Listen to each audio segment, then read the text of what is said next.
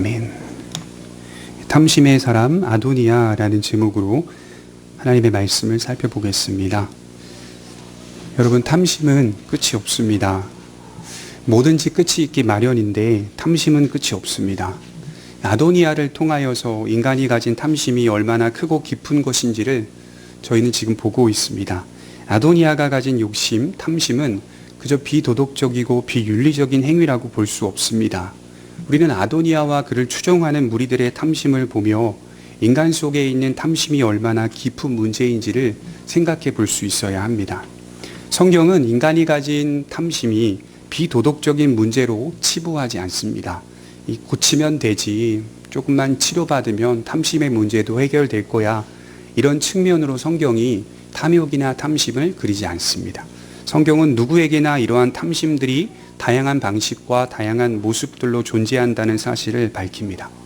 그래서 세상에서 추앙받고 존경받는 사람도 겉과 다르게 그 내면은 온갖 탐심으로 교만으로 가득 찰 수 있다는 사실을 알려줍니다.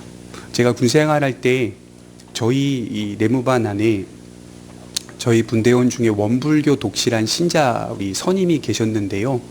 정말 착해요. 정말 착해요. 이렇게 군생활하면서 도덕적으로 흠이 있는 것을 본 적이 없어요. 정말 착합니다. 근데 이분이 이제 병장돼서 제대할 때까지 한 번도 쉬는 시간에 눕지를 않아요. 제대할 때까지 양반 다리로 앉아서 쉽니다. 그리고 이렇게 참선 비슷한 것들을 이렇게 시간을 정해놓고 하는데요. 정말 철저합니다. 정말 철저해요. 제가 이제 기독교 이제 군종병이었거든요. 근무를 그렇게 했기 때문에 이제 새벽 기도도 가고 매일 교회를 이제 왔다 갔다 하면서 지키는 이제 병사였다 보니까 어느 날 물어봤어요. 아니, 최 병장님, 그렇게 열심히 참선을 하는 이유가 뭡니까? 그렇게 열심히 묵상하는 이유가 뭡니까? 라고 했더니 이걸 하지 않으면 계속해서 자기 안에 이렇게 탐욕이 올라온다는 거예요. 정욕이 올라온다는 겁니다. 젊은 분이 그렇게 얘기를 하는데 제가 참 기가 찼습니다. 그분도 그분 입장에서 그것을 하지 않으면 안 되는 자기 안에 있는 욕망을 발견하게 된 겁니다. 그런데 그분 제대할 때쯤 그분을 위해서 파티를 열어주는데요. 다 존경해요. 병사들이. 정말 착했거든요. 밑에 사람 하나 괴롭히지 않았거든요. 자기가 솔선수범해서 뭐든지 했거든요. 높은 병장의 위치가 된다 하더라도 그거 가지고 이용하지 않았거든요. 그런데도 불구하고 그분이 저에게 하시는 말씀은 자기 안에 있는 욕망이 여전히 사라지지 않는 것을 경험한다. 그래서 자기는 원불교의 참선을 계속해서 수행해야 한다. 나가서도 아마 지금 공무원 돼 있다고 얘기를 제가 들었습니다. 나가서도 그렇게 계속할 것이다. 이렇게 이야기하는 것을 들었습니다. 불교에서 이제 원불교를 바라보는 시선이 약간 이단 불교로 바라보는 시선이 있습니다. 그럼에도 불구하고 그렇게 최선을 다해 참선하는 모습을 보면서 그분도 발견한 거죠. 자기가 아무리 온갖 추앙을 받고 존경을 받아도 자기 안에 있는 탐욕이 여전히 올라온다는 사실을 자기가 깨닫게 된 것입니다. 이것은 인간의 본성이요, 인간의 본능입니다. 이것은 자연스럽게 인간은 모두 타락하고 부패한 죄인이라는 사실을 증명하고 있습니다. 다시 말해 심리적으로 고치면 되지라고 하는 문제가 아니라는 겁니다. 여러분, 여전히 아도니아는 탐심에 사로잡혀 있습니다. 가만히 보면 탐심이란 가지지 못한 자가 갖길 원하는 욕망과 욕심으로만 말할 수는 없습니다. 그렇죠. 제가 가지지 못했으며 저거 하나 갖고 싶다, 저거 하나 먹고 싶다, 저거 하나 입고 싶다라는 마음이 생길 수 있습니다. 욕심 가질 수 있어요. 그런데 세상 속에서 나타나는 탐심의 모습들을 들여다보면 대부분의 탐욕은 어느 정도 가지고 있는 사람, 또 어느 정도 사회적 지위를 가지고 있는 사람들이 더 탐욕을 부린다는 말이죠. 이상하죠. 많이 가지지 못한 사람들이 더 많은 탐욕을 부릴 것 같지만 세상에서 나타나는 현상들은 어느 정도 가지고 있는 자, 다시 말해 이미 부자입니다. 그리고 어느 정도 배운 자, 이미 그는 많이 배웠습니다. 그리고 어느 정도 사회적인 높은 지위를 가진 자, 이미 그는 올라가 있는 사람인데도 불구하고 그런 부류의 사람들이 더 많은 탐욕을 부리고 있다는 사실을 우리가 알 수 있습니다. 그래서 탐심은 누구에게나 존재하는 거지만 가진 자들이 더욱 갖길 원한다는 특징을 가지고 있습니다. 우리는 지금 두 무리들을 보게 됩니다. 한편에서는 스스로의 노력과 의지로 보좌를 찬탈하려는 자들이 있고 또 한편에서는 하나님의 뜻을 통하여 주어진 계시에 따라 순종함으로 보좌를 지키려는 자들이 있습니다. 보좌를 찬탈하는 자, 보좌를 지키려는 자들이 있죠. 두 무리들을 보면 공통된 특징이 있는데 인간의 계획과 노력과 의지가 동일하게 들어가 있습니다. 그러나 그 계획과 노력 속에는 하나님의 뜻을 이루려는 자들과 하나님의 뜻과는 무관한 자들의 모습이 서로 대치되거나 서로 대비되고 있습니다. 이처럼 인간의 삶의 모습들이 비슷한 모양 같습니다만 본질적으로 가장 큰 차이는 하나님의 뜻에 합당한 삶을 사는 사람과 하나님의 뜻과는 무관한 삶을 사는 사람, 이 두 모습이 본질적인 차이라고 볼 수가 있습니다. 누가복음 3장 7절에서 8절에 보면 세례 요한에게 세례를 받으러 오는 무리들, 그 무리들을 향해 요한이 이렇게 말했죠. 요한이 세례를 받으러 나아오는 무리에게 이르되 독사의 자식들아, 누가 너희에게 일러 장차올 진노를 피하라 하더냐? 그러므로 회개에 합당한 열매를 맺고 속으로 아브라함이 우리 조상이라 말하지 말라. 내가 너희에게 이르노니 하나님이 능히 돌들로도 아브라함의 자손이 되게 하시리라. 말씀이 좀 이상하지 않으세요? 지금 본인들이 세례를 받으러 오고 있는데요, 세례를 받으러 오지 않는 사람들을 향해서 이 독사의 자식들아 라고 하면 제가 이해를 하겠어요. 근데 믿고자 세례를 받으러 오는 사람들을 향하여 이 독사의 자식들아 이렇게 말을 하고 있어요. 이상하죠. 제가 이제 세례를 베풀 때 우리 연세가 있어요. 우리 임다희 사부님 나오시는데 이 독사의 자식들아 라고 하고 세례를 베푼다고 생각해 보십시오. 이상하지 않습니까? 요한은 그걸 알고 있었어요. 그에게 세례를 받으러 오는 무리들의 중심을 보고 있었어요. 그 중심이 어땠냐면 형식으로만 만족하고 있는 것. 세례 요한에게 세례를 받는 것이 그 시대에서는 어떤 브랜드가 돼버린 것이죠. 그것을 통하여 자신의 신앙을 입증하고 또 자신의 신앙을 증명할 수 있다. 나는 세례 요한에게 세례를 받았어 라고 하는 정당성을 확보할 수 있었던 것 같아요.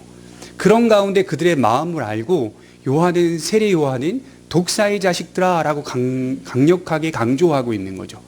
그럼 왜 독사의 자식들아 라고 말을 했죠? 그들이 세례를 받는 것으로 만족하지 말고 회개에 합당한 열매를 맺는 삶으로 나아가야 한다라고 하는 것이죠. 세례가 뭡니까? 옛사람이 죽고 새 사람이 태어난다는 말이고, 세례가 뭡니까? 나는 회개해야 한다라는 뜻을 가집니다. 회개를 한다면 합당한 일을 도모해야 하고 합당한 사람이 돼야 되고 합당한 삶으로 나아가야 하는데, 사실은 유대인들의 당시의 신앙은 합당한 일과 합당한 삶과는 좀 거리가 멀었던 겁니다. 그러니까 형식과 신앙적 풍속, 어떤 제도로만 만족하고 있는 그들의 신앙적 상태를 볼 수가 있습니다. 우리도 생각해 볼 수 있죠. 우리가 예수님을 믿고 하나님 앞에 나왔습니다. 그럼 반드시 동반되는 작업이 있는데 우린 모두 하나님의 작업장 안에 들어온 사람이기 때문에 이 작업장 안에서는 목수가 나무를 빚으듯이, 석공이 돌을 빚으듯이 하나님이 작업하시고 빚어가시는 그 하나님의 일이 그 안에 들어가 있다는 겁니다. 옛사람을 끊어내는 작업들이 우리 안에서 동반되지 않으면 야고보 사도가 말했던 것처럼 행함이 없는 믿음은 죽은 믿음이 되는 것입니다. 행한 자체가 믿음은 아니지만 행함이 동반될 수밖에 없는 것. 내가 수년 동안 예수님을 믿었는데 변화되는 게 없어요. 생각해 보셔야 돼요. 교회 다니는 곳으로만 만족하고 있을 수도 있어요. 내가 수년 동안 배웠는데, 수년 동안 하나님을 의지했는데 하나님의 말씀 속에서 하나님의 깊은 뜻을 깨닫지 못해. 생각해 보셔야 돼요. 내가 하나님의 속성을 닮아가려고 하는 의지가 없어. 그런 마음이 없어. 혹여나 그것을 담지 못해서 나타나는 심령의 가난함이나 애통함이 없어. 생각해 보셔야 돼요. 이게 성경이 우리에게 요구하는 행함이 따를 수밖에 없는 하나님의 작업장 안에서 이루어지는 열매다, 이렇게 말하는 겁니다. 여러분, 묻고 싶어요. 아도니아는 여호와 하나님을 믿는 신앙이 없었습니까? 신약의 성도들을 빗대어 생각해 보면 여전히 교회는 다니는 자, 때마다 예배를 드리고 때마다 제물을 바치는 자였습니다. 그러나 그것이 과연 하나님과 상관이 있는 예배였는가 묻지 않을 수 없습니다. 그도 역시 여호와의 신앙 안에 존재했던 사람으로 이해할 수 있습니다. 외형적으로는 아도니아 역시 그의 이름의 의미처럼, 아도니아라고 하는 이름의 뜻이 뭐예요? 여호와는 나의 주인이시다라는 거잖아요. 아도니아가 여호와 하나님은 나의 주인이시다라는 이름을 가진 왕자였잖아요. 여호와 하나님이 나의 주인이시다라고 하는 삶을 살았습니까? 아니죠. 내 인생의 주인은 여호와가 아니라 나다. 근데 그는 여전히 예배를 드리고 있었습니다. 제물을 드리고 있었고 여전히 그 제도 속에서 하나님을 높이고 있었습니다.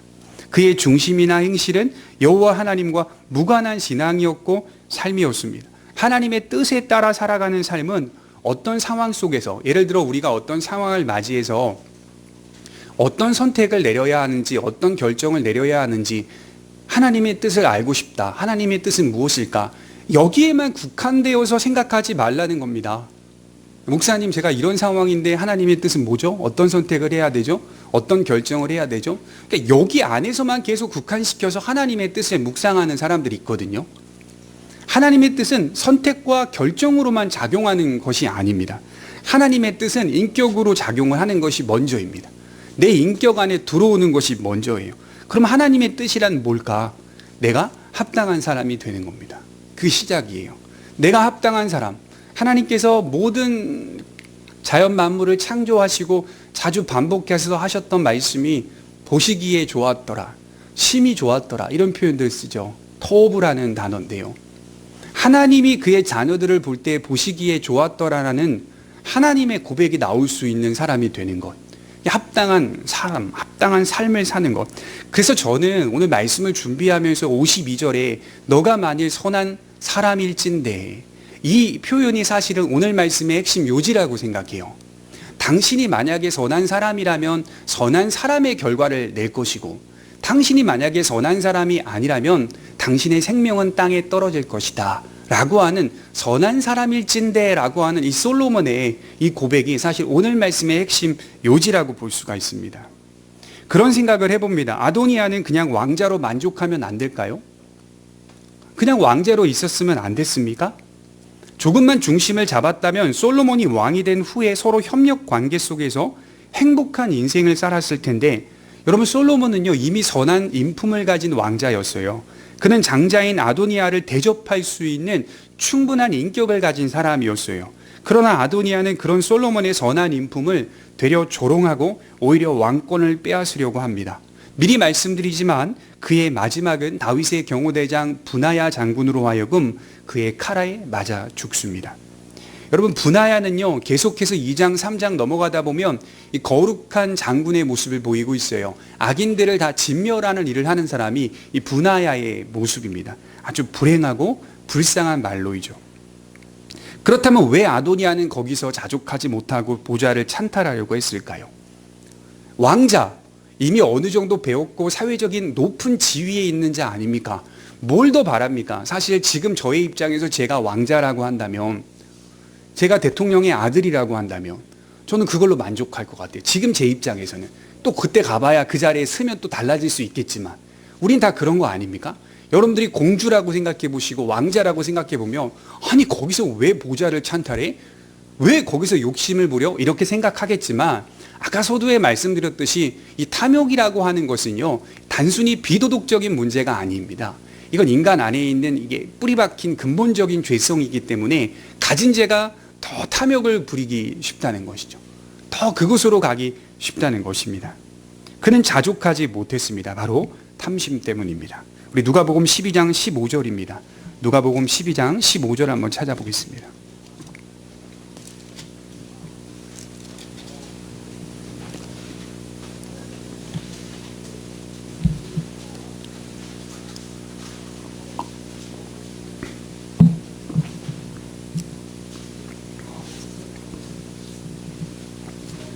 누가복음 12장 15절 말씀입니다.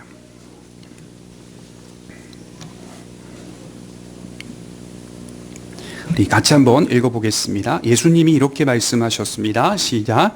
그들에게 이르시되 삼가 모든 탐심을 물리치라. 사람의 생명이 그 소유에 넉넉한 데 있지 아니하니라 하시고.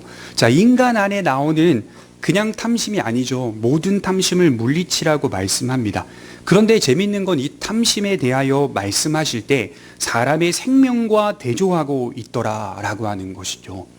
여러분, 이 생명이라는 단어가 신약 성경에 세 가지 용례로 나타나는데, 하나는 사르크스라는 단어이고요. 또 하나는 푸시케라고 하는 단어이고요. 또 하나는 쪼에라고 하는 단어입니다. 근데 우리가 집중해야 할 단어는 이 쪼에입니다. 기독교인들이 생명을 가지고 산다라고 말할 때는 사르크스가 아니라 쪼에입니다. 왜냐하면 사르크스는 인간의 뼈, 인간의 살, 피로 이루어진 구성된 신체를 의미할 때, 육체를 의미할 때의 사르크스라는 표현을 씁니다. 그리고 푸시케라고 하는 단어는 목숨이라는 단어가 나올 때, 목숨으로 번역할 수 있는 의미를 띌 때에는 이 푸시케라는 단어가 쓰이고요. 쪼에라는 단어는 그리스도 안에 있는, 하나님 안에 있는 완전한 생명을 의미할 때 쪼에라는 단어를 씁니다. 그럼 예수님이 지금 말씀하실 때 이 생명이라는 단어가 어떤 단어로 표현이 됐을까요? 쪼에입니다. 쪼에. 그러니까 육체적인 생명을 의미하지 않고 본질적으로 인간이 가지고 있는 완전한 생명, 하나님 안에 종속되어 하나님 안에서 뿌리를 받는 영원한 그 생명, 본질적 그 생명을 설명할 때 탐심과 빗대어 설명하고 있다는 것을 생각해 볼 수 있어야 합니다. 이 쪼에는 하나님께 속한 완전한 생명을 의미합니다. 그런데 이러한 본질적이고 완전한 생명이 타락한 인간에게서 왜곡이 되는데 그것이 무엇으로 왜곡됩니까? 탐심으로 왜곡되었다는 말입니다. 그러니까 인간은 항상 탐심이 곧 쪼에라는 말입니다. 이해가 되시죠? 탐심이 곧 완전한 생명으로 여긴다는 뜻입니다. 사람의 생명이 탐하는 것으로 이해된다는 말을 하는 겁니다. 내 생명의 본질적 가치가 하나님 안에서 이해되고 해석되는 게 아니라 무언가를 소유하거나 높은 곳에 오르는 것으로 내 생명의 가치나 내 완전한 생명의 본질이 그 안에 담겨 있다라고 왜곡하고 있는 게 인간의 모습입니다. 인간의 존재 가치가 가진 것이 얼마나 되느냐, 배운 것이 얼마나 있느냐에 따라 정해지는 가치가 아니라는 말이에요. 여러분, 물론 배워야 돼요. 그걸 부인할 수 없어요. 우리가 살면서 가져야 합니다. 재산을 포기할 수는 없는 거예요. 가져야 돼요. 그러나 그것이 인간의 본질적인 생명을 이해하는 데는 아무 의미가 없습니다. 아무 의미가 없어요. 예수님 이렇게 말씀하셨죠. 사람의 생명이란 소유에 넉넉한 데 있지 않다. 탐심은 우리의 왜곡된 관점이라는 말입니다. 우리가 가진 탐심의 바탕에는 소유가 또는 세상적으로 높은 지위가 인간의 생명을 결정한다라고 생각한다는 것입니다. 그것을 완전한 생명으로 여긴다는 거예요. 죄로 말미암아 부패하여서 나타나는 왜곡된 관점이겠죠. 인간의 가치는 하나님 안에서 자신을 볼 때 결정된다라고 말할 수 있어요. 그래서 인간은 반드시 하나님을 섬겨야 합니다. 그의 안에서 뿌리를 내려야 합니다. 하나님께 종속된 관계로 지어졌기 때문에 우리는 하나님께 기대어 살아갈 수밖에 없는 존재예요. 그런데 우리는 자주 우리의 생명이 하나님 안에 있는 것이 아니라 탐심에 있다라고 생각합니다. 그래서 바울이 이렇게 말한 거예요. 골로새서 3장 5절에 그러므로 땅에 있는 지체를 죽이라. 곧 음란과 부정과 사욕과 악한 정욕과 탐심이니 탐심은 우상 숭배니라. 탐심이 우상 숭배라고 합니다. 인간이 가진 탐심이란 그저 비도덕적인 그런 의미가 아니라 그것을 경배할 대상으로 여긴다는 말입니다. 그러니 우상이 되는 거죠. 내 안에 있는 탐심이 곧 내가 경배하는 것이 된다는 뜻이요, 내가 의지하는 것이 된다는 말이기 때문에 그것은 단순히 도덕적 문제를 떠나서 신앙이라는 의미가 되는 겁니다. 그래서 우상 숭배라고 하는 거예요. 오늘 아도니아의 탐심은 곧 우상 숭배였습니다. 그것은 하나님을 의지하는 행위가 아니라 세상적인 보좌를 의지하는 행위요, 그것만이 이 세상에서 살아남을 수 있는 유일한 비결이라는 뜻입니다. 성도 여러분, 얼마나 많은 성도들이 오늘도 하나님을 의지한다고 말하는지 몰라요. 그러나 많은 성도들이 이 탐심 앞에 넘어지는 것을 제가 봅니다. 사실 살펴보면 성도들만 그러는 게 아니에요. 말씀을 전하는 목회자들도 탐욕 때문에 넘어지는 일들이 얼마나 많은지 모릅니다. 그만큼 누구에게나 깃들어져 있는 정욕이 바로 탐심 문제이죠. 이 탐심이 어떻게 우리 안에서 계속적으로 막아내고 실현되어야 하냐면 지난주 말씀드렸듯이 씨름해야 됩니다. 그리스도인으로서 판례, 몸부림치지 않으면, 진동하지 않으면 우리는 탐욕의 문제에 계속 질 수밖에 없는 상황이 될 수 있습니다. 오늘 내가 탐심이 없다면 내일도 없을 거라는 보장이 없어요. 그죠? 제가 기도원에 갔더니 기도원에서 있는 3, 4일 동안 기도하며 하나님의 은혜를 구할 때 그 순간만큼은 그런 생각 안 들어요. 기도원 밖 나오면요 똑같더라고요. 많이 가지 못하더라고요. 자고 일어나면 또 다르고요. 그러니 우리의 신앙이라고 하는 것이 매일매일 새롭게 주어지는 임무로 생각하셨으면 좋겠어요. 매일매일이 새로운 날입니다. 오늘 하루 또 얼마나 하나님을 의지하는가. 주먹 불끈 쥐고 내가 오늘 하나님을 의지하고 내 생사 화복의 주관, 쪼에 내 완전한 생명은 하나님께 깃들여 있다는 사실을 분명히 믿고 의지하며 살겠노라 라고 하는 각오 없이는 우린 계속 이 탐심 앞에 흔들릴 때가 많이 있습니다. 매일매일이 새롭습니다. 하나님을 의지하지 않으면 안 됩니다.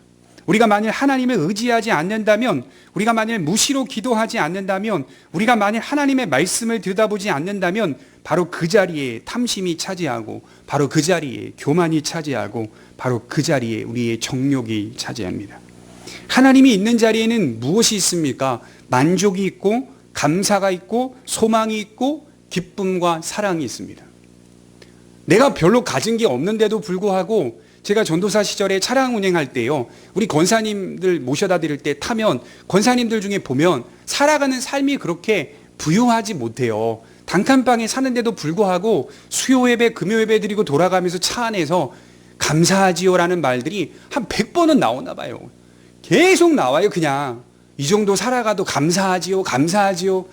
그 말씀 제가 듣다 보면 제가 도전이 됩니다. 아니, 젊은 제 입장에서는 그렇게 넉넉하고 부유하게 사는 것 같지 않음에도 불구하고 그분들의 삶에서 판단하는 그 자신의 삶의 평가는 하나님 안에서 감사하지요라고 하는 거예요. 만족할 수 있는 신앙. 그 자리를 차지하는 거예요. 하나님 안에서 의지하고 은혜를 받으면 하나님 안에서 감사하고 소망이 생기고 기쁨이 생기고 사랑이 생기는 거예요. 우리 창세기 13장 6절을 한번 찾아보겠습니다. 창세기 13장 6절입니다.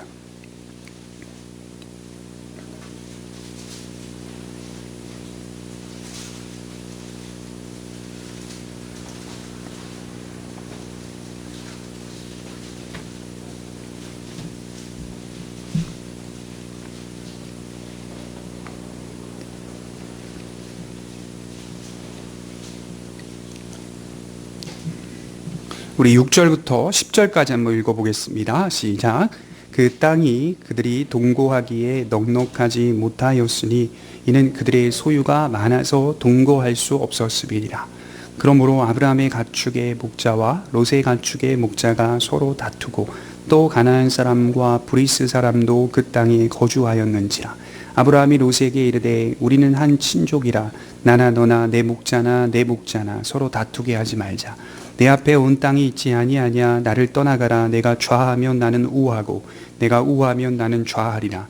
이에 롯이 눈을 들어 요단 지역을 바라본즉 소알까지 온 땅의 물이 넉넉하니 여호와께서 소돔과 고모라를 멸하시기 전이었으므로 여호와의 동산 같고 애굽 땅과 같았더라. 현대의 모습과 아주 똑같죠. 수천 년 전의 모습과 현대의 모습, 인간이 살아가는 양태는 다 똑같습니다. 재산이 많아지고 재물이 많아지면 서로 다투기 마련입니다. 서로 다투죠. 아브라함과 아브라함의 조카 롯이 서로 재물이 많아지자 다투기 시작합니다. 그 소유의 증가는 하나님이 주신 축복이었습니다. 사실 보시면 어색하고 껄끄러운 건 사실 롯이 되어야 합니다. 왜죠? 아브라함의 조카니까. 고대 사회에서는 위아래 관계가 철저했기 때문에 이게 껄끄러운 관계가 되어야 하는 게 롯이어야만 합니다. 꼭 그래야만 합니다. 그런데 아브라함이 계속 다투는 것을 경험하면서 아브라함이 껄끄러워하고 있어요. 현대사회가 아랫사람이 껄끄러워할 수 있어요. 현대사회는 그런 게 다 무너졌으니까. 고대사회는 아주 철저했어요. 그럼에도 불구하고 아브라함이 껄끄러워하고 있어요. 그리고 먼저 아브라함이 롯에게 제안을 합니다. 함께 있기 어려우니 먼저 원하는 땅을 택하라. 내가 좌하면 나는 우하고 내가 우하면 나는 좌하리라. 여러분, 이렇게 제안을 했다면 롯은 또 양심 있게 선택해야죠, 땅을.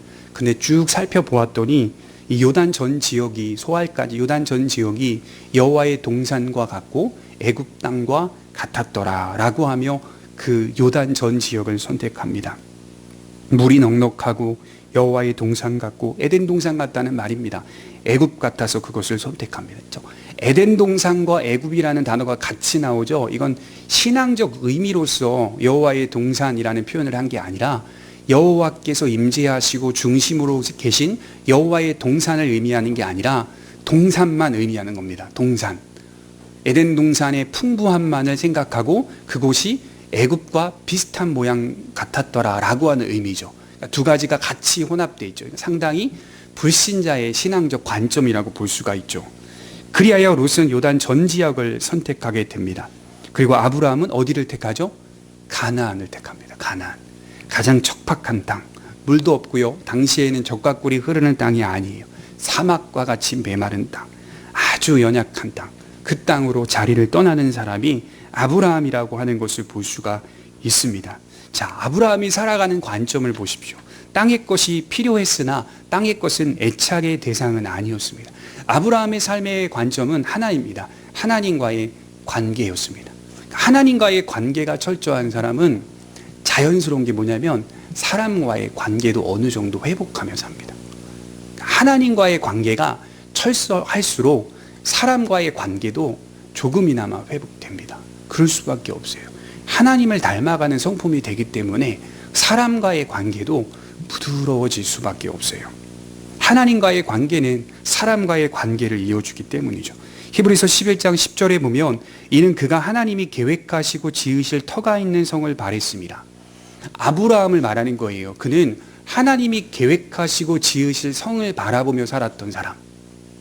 그러니 롯이 요단을 택하든 소돔과 고모라를 택하든 당시에는 멸하기 전이기 때문에 소돔과 고모라가 아름다웠거든요. 근데 아브라함에게는 그것이 큰 대상이 될 수가 없었어요.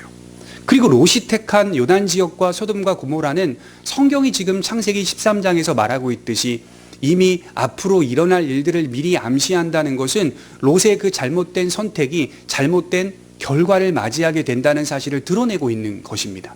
암시하고 있는 내용이죠. 물론 롯이 거기서 구출함 받았지만 그의 이런 관점과 선택은 올바른 선택은 아니었다는 사실을 기술하고 있습니다. 성경은 항상 이러한 모습으로 믿음의 사람들을 기술합니다.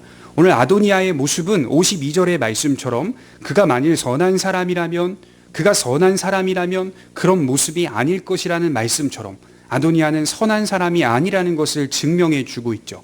그는 어떤 사람이었는가? 탐심에 사로잡힌 사람. 우리 41절을 한번 볼까요? 열왕기상 1장 41절입니다. 아도니아와 함께 그와 함께한 손님들이 먹기를 마칠 때에 다 들은지라 요압이 뿔나팔 소리를 듣고 이르되 어찌하여 성읍 중에서 소리가 요란하냐 말할 때에 제사장 아비아달의 아들 요나단이 오는지라 아도니아가 이르되 들어오라 너는 용사라 아름다운 소식을 가져오는도다. 자, 대제사장 아비아달의 아들 요나단이 소식을 가져오죠. 지금 아도니아가 왕의 즉위식과 같은 잔치를 엔로겔에서 벌일 때 기온이라는 셈에서도 솔로몬의 대관식이 진행되었습니다. 거리상으로 엔로겔은 다윗성에서 조금 떨어져 있는 동떨어져 있는 곳이었고 기온샘은 다윗성 바로 밑에 있는 곳입니다. 지금은 이 셈을 제가 이 뜻을 모르겠어요. 아인 에드 다라이라고 기록되어 있는데요. 이게 유럽 사람들은 여기를 마리아의 셈이라고 부른다고 합니다. 마리아의 셈. 그래서 관광객들이 여기를 많이 찾는데요, 지금도. 왜? 이 기온샘에서 소원을 빌면 성취가 되고 여기서 이제 치료가 되는 그 물을 뭐 만지거나 피부에 대거나 뭐 이러면 치료가 되는 일들이 있나 봐요. 그래서 거기서 지금도 북유럽 사람들은 계속해서 이곳에 방문해서 이렇게 소원을 빌고 또 신비한 셈으로 여긴다고 합니다. 나중에 히스기야 왕 때 이 셈으로부터 수로를 건설하여서 실로암 목까지 이 물을 끌어서 씁니다. 이 기온이라는 단어가 용출하다라는 뜻이에요. 이 용출하다라는 뜻이 왜 있냐면 가끔씩 그 셈이 막 흔들려 가지고요. 이렇게 용솟음 치는 일들이 있었대요. 불규칙적으로. 그래서 그걸 용출하다. 또 그 셈이 굉장히 신비한 셈이다라고 생각합니다. 그래서 어떤 분들은 좀 모르는 분들은 이 기온이라는 단어가 에덴 동산에서 4개의 강이 흐릅니다.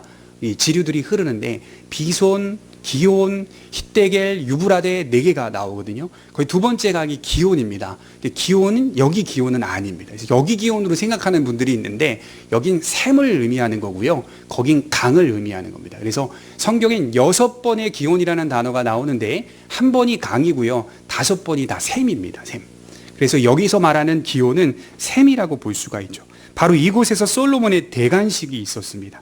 나단과 사독은 성소에 있는 기름을 가져다가 솔로몬에게 붓고 뿔나파를 불며 왕의 즉위를 알려줍니다. 모든 백성들은 즐거워하였는데 그 즐거움이 얼마나 컸던지 땅이 그들의 소리로 말미암아 40절에 갈라질 듯하였다. 이러한 축제의 소리는 아도니아가 축제를 벌이고 있는 장소까지 들리게 됩니다. 뿔나팔의 소리, 백성들의 소리, 정확히 무엇인지는 알 수 없으나 아도니아의 반응이 좀 흥미롭죠. 요나단을 보면서 이렇게 얘기하고 있어요. 너는 용사라, 아름다운 소식을 가져오는도다. 이렇게 말하고 있어요. 이 탐심을 가진 자의 대표적인 특징이 뭘까? 묵상해 보니까 삐뚤어진 자기 애착입니다. 삐뚤어진 자기 사랑입니다. 서두에 바울이 탐심은 우상숭배라고 했듯이 탐심은 하나의 신앙입니다. 그런데 경배의 대상이 누구인가를 살펴보니까 결국 탐심을 가진 자, 자신을 숭배하는 것과 마찬가지라는 말입니다. 자기에 대한 삐뚤어진 사랑, 자기에 대한 삐뚤어진 애착이 있는 자. 기온에서 나는 그 소리가 마치 자신을 향하고 있는 것 같다 생각한 것 같아요. 자신의 권위를 인정해주고 높여주는 소리처럼 들린 것이겠죠. 소식을 가져오는 요나단을 향해 너는 아름다운 소식을 가져오는도다 라고 말합니다. 오직 자기에 대한 사랑밖에 없어요.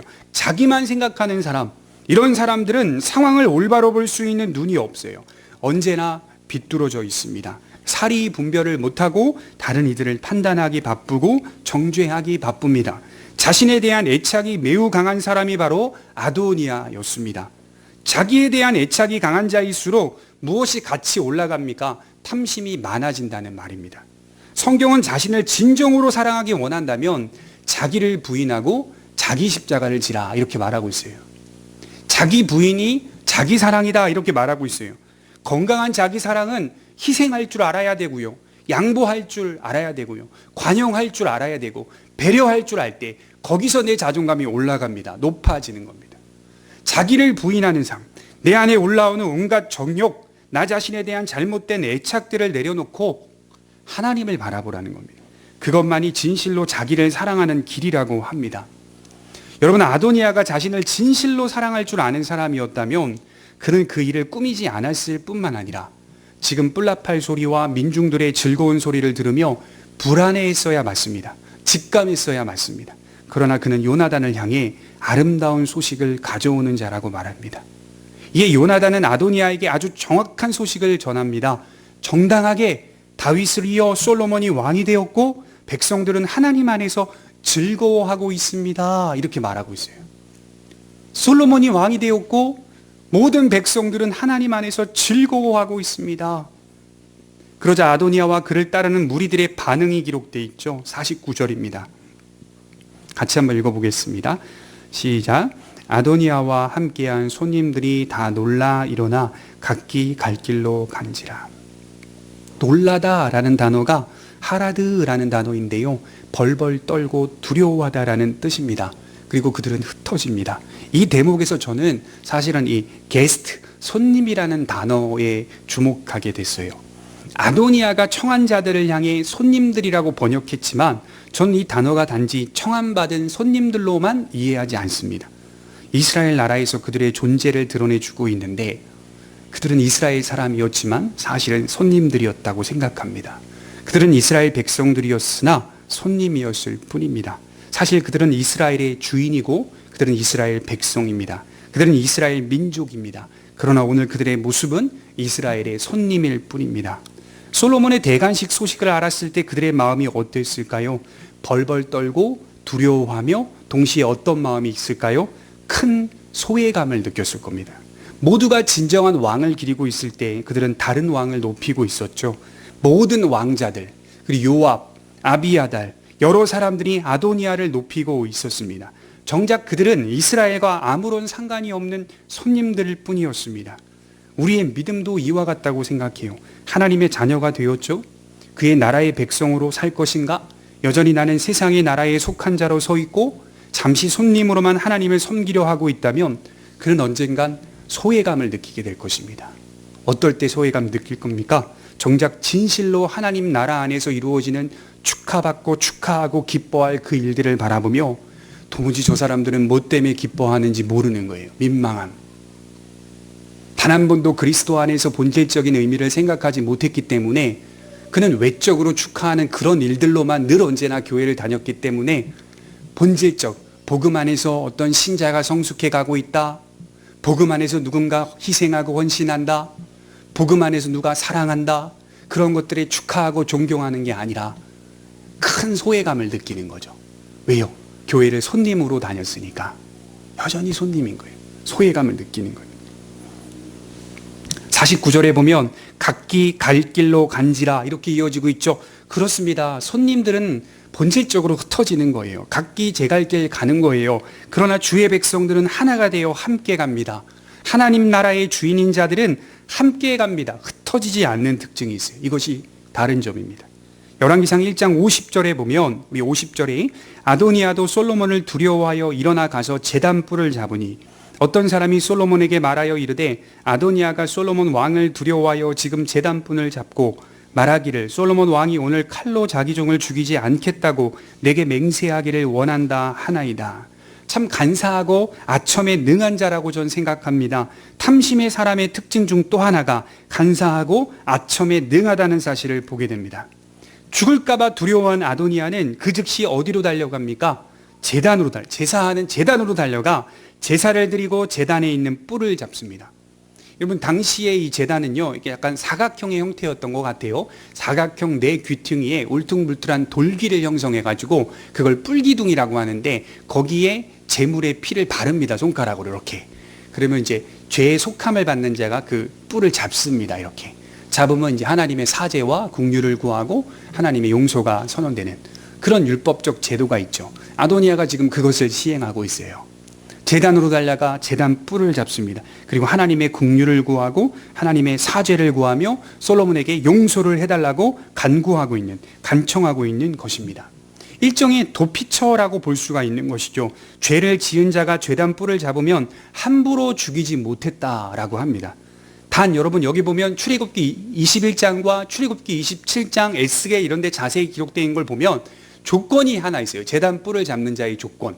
부지중에라는 조건이 있습니다. 그러니까 이제 고의로 죄를 지은 사람은 제단 뿔을 잡지 못해요. 부지중에. 예를 들어 제가 돌을 던졌는데 돌에 누군가 맞아 죽었어요. 제가 새를 잡으려고 돌을 던졌는데 이제 사람이 맞아서 죽었어요. 이런 경우를 부지중에라고 합니다. 그럴 때는 얼른 제단으로 도망을 가서 제단 뿔을 잡으면 이제 여차여차 사정을 말하고 하나님께서 죽이시지 않는 것이죠. 그래서 본래 제단 뿔을 잡는 이 율법은 하나님의 율법이 죽이는 의미가 아니라 살리는 의미가 있다. 그래서 율법이라고 하는 정신은 구원하는 의미가 있는 것이고 회복하는 의미가 있다는 것을 강조하는 건데 아도니아는 지금 이것을 남용하고 있는 거죠. 신앙을 남용하고 있는 것을 보게 됩니다. 이런 정신과 원리와 의미를 생각하지 않고 아도니아는 자신에 맞게 자신의 상황에 따라 자신이 불리할 때 여호와 하나님의 말씀의 제도들을 사용하고 있더라라고 하는 겁니다. 우리 2장 28절 한번 볼까요? 2장 28절입니다. 그 다음 장 2장 28절에 보면 비슷한 패턴이 보이죠. 같이 한번 읽어보도록 하겠습니다. 시작. 그 소문이 요압에게 들림에 그가 여호와의 장막으로 도망하여 제단 뿔을 잡으니 이는 그가 다윗을 떠나 압살롬을 따르지 아니하였으나 아도니아를 따랐습니다.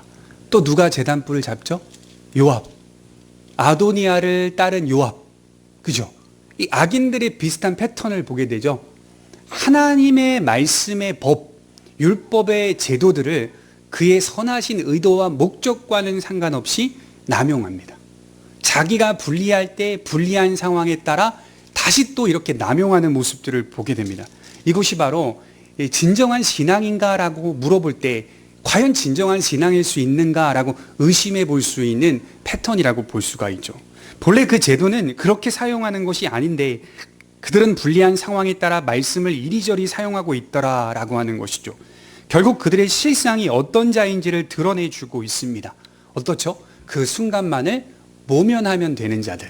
여러분 제가 볼 때 아도니아는요 지금 제단뿔 잡고 꽉 잡고 있겠죠. 꽉 잡고 나를 살려준다라고 맹세하라. 솔로몬한테 이제 그렇게 얘기하고 있는 거예요. 종을 보내서 꽉 잡고 있죠.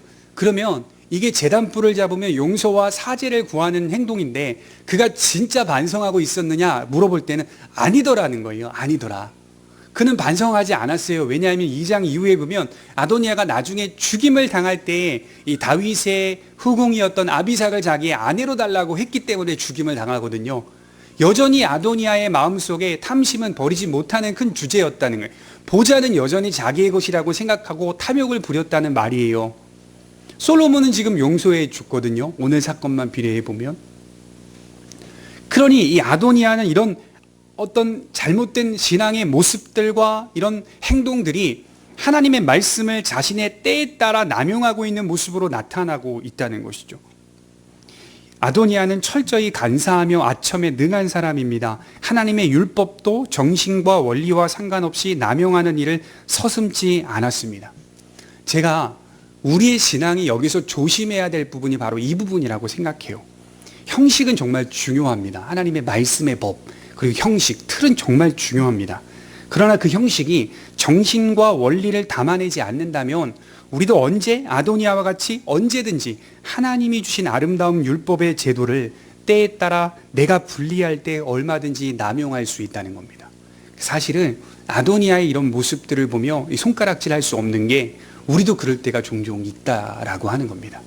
그러니 반드시 우리가 형식은 무시하지 않아야 돼요. 하나님의 말씀의 법과 제도는 무시하지 않아야 돼요.